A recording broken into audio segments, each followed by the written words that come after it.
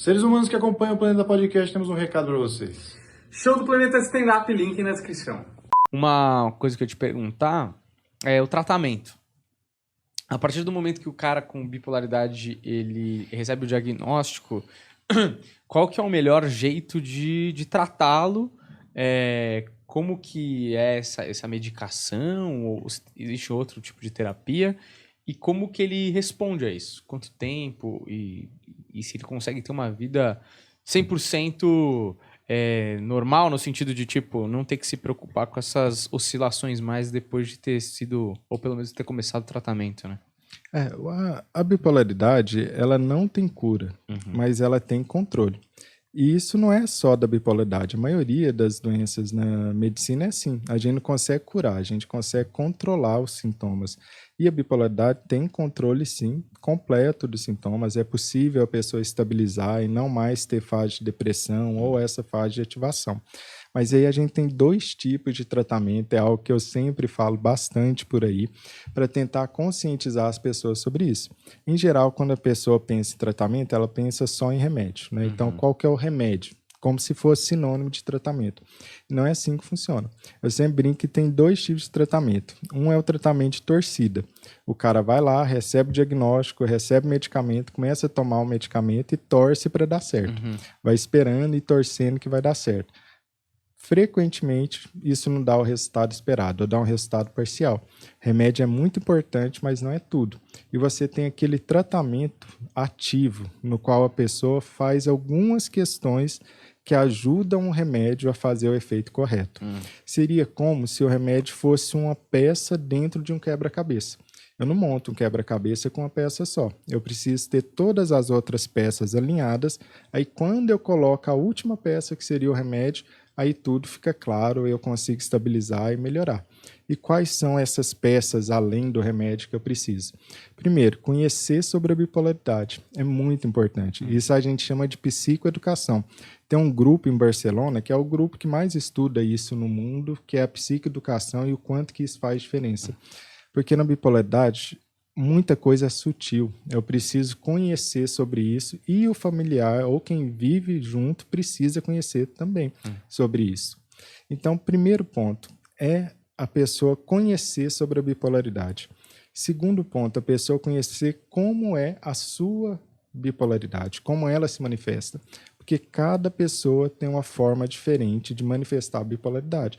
Então, bipolar não é tudo igual. Cada um é cada um e cada forma de manifestar é diferente. Você tem uma ideia, a gente tem hoje identificados mais de 226 genes que podem alterar para causar bipolaridade. Se você fizer uma conta matemática rápida, vai dar 35 mil. Combinações diferentes de alterações podem ter. Isso a gente está falando só de genética. Por isso que não existe um bipolar igual ao outro. E eu preciso saber como se manifestam os sintomas na minha bipolaridade. Como, por exemplo, se eu estou em depressão pura, depressão mista, mania pura, mania mista, hipomania pura, hipomania mista. A pessoa precisa conhecer sobre essas coisas. Ao se reconhecer e conhecer os próprios gatilhos, ele consegue o quê? Prevenir crise. É o que a avó dizia, né? Prevenir é melhor que remediar, né? Já diria o ditado. Então, preciso aprender quais são os gatilhos e prevenir crise. E aí eu tenho vários tipos de terapias e estratégias que são naturais, mas não aquela coisa natural viajada, tipo, toma um chá de erva que você vai melhorar. Isso não existe. Sem xamanismo. Né? Sem xamanismo, né? São terapias naturais que são comprovadas cientificamente que funcionam. Eu tenho também terapia, principalmente uma terapia de abordagem que chama terapia cognitivo-comportamental, que é a que tem mais evidência científica. Não é a única, mas é a que tem mais evidência científica no transtorno bipolar de funcionar. E eu tenho, sim, o medicamento. Mas olha o tanto de coisa que eu já fiz até chegar no medicamento. Certo. E eu preciso também pensar em quais são as coisas que são os obstáculos para eu conseguir chegar lá. O álcool, por exemplo, é um grande obstáculo para o bipolar melhorar, porque ele aumenta a oscilação de humor e deixa os sintomas mais graves, mais mistos, que a gente chama. O uso de drogas, por exemplo, é outro problema para o bipolar. Mas não só isso, coisas mais sutis, como a desregulação no ritmo biológico da pessoa, principalmente a pedra fundamental, sono.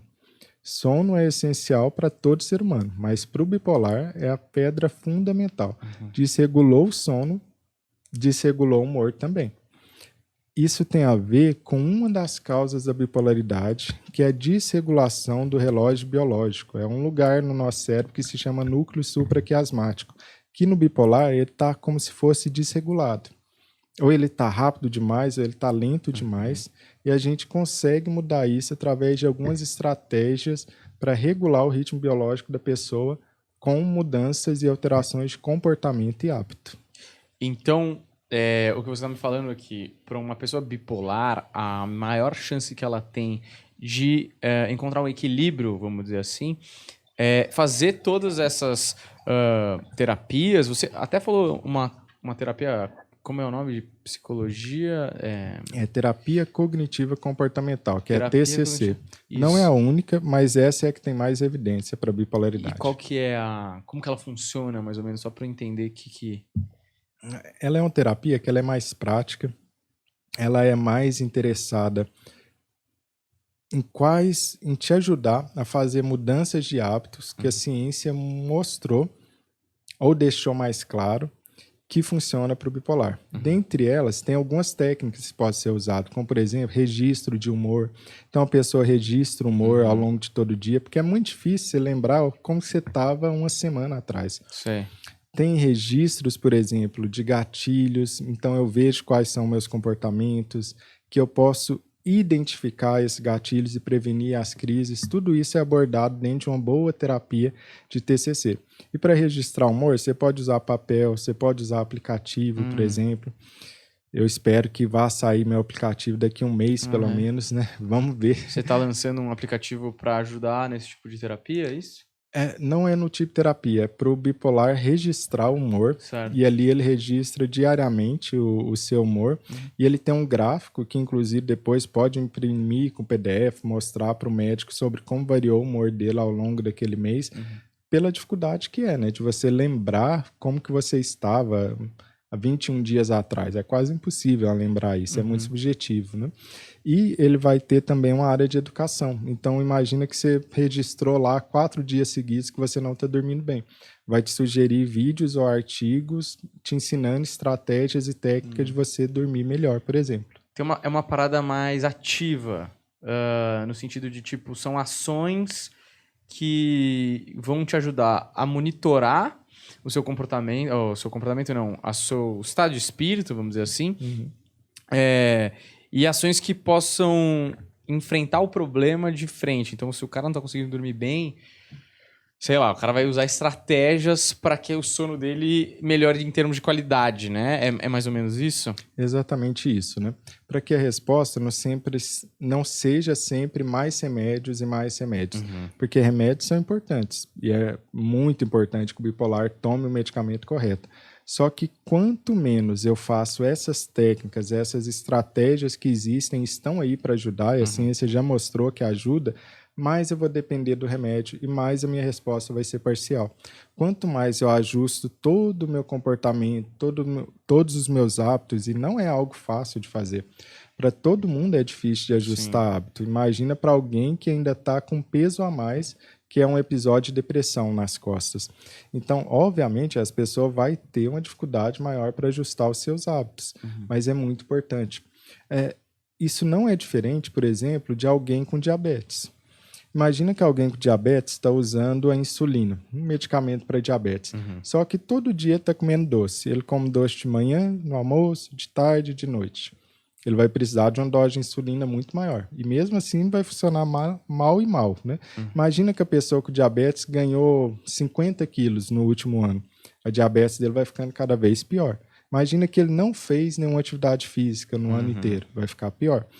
No entanto, imagina outra pessoa com diabetes que agora está comendo bem, boa alimentação, está fazendo atividade física todos os dias, não ganhou peso. Vai necessitar de doses diferentes de insulina. Por quê? Porque um está fazendo estratégias naturais, por assim dizer, como atividade física, nutrição adequada, enquanto o outro não está. Então, as pessoas às vezes se espantam com essa questão no transtorno bipolar quando não deveriam. Porque é assim com qualquer outra doença. Pressão alta também é assim, né? Imagina que alguém está comendo comida salgada todo dia. O remédio não vai funcionar direito. No transtorno bipolar é a mesma coisa. A gente precisa aliar o tratamento medicamentoso de remédio com o tratamento não medicamentoso. É isso que eu busco ensinar em todas as redes sociais, no meu conteúdo, passar essas estratégias que muitas vezes as pessoas não fazem porque nunca ouviram falar. Nunca ouviram falar no básico. Então seria igual ter 8 milhões de diabetes no Brasil que nunca ouviram falar que açúcar piora ele. Sim. No transtorno bipolar é exatamente o que acontece hoje em dia. Muita gente que nunca ouviu falar nas coisas mais básicas para um bipolar, que seria o quê? Ajuste o seu sono. Essa é a parte fundamental, essa é a base do seu tratamento. O que o açúcar é para o diabético, o sono é para o bipolar.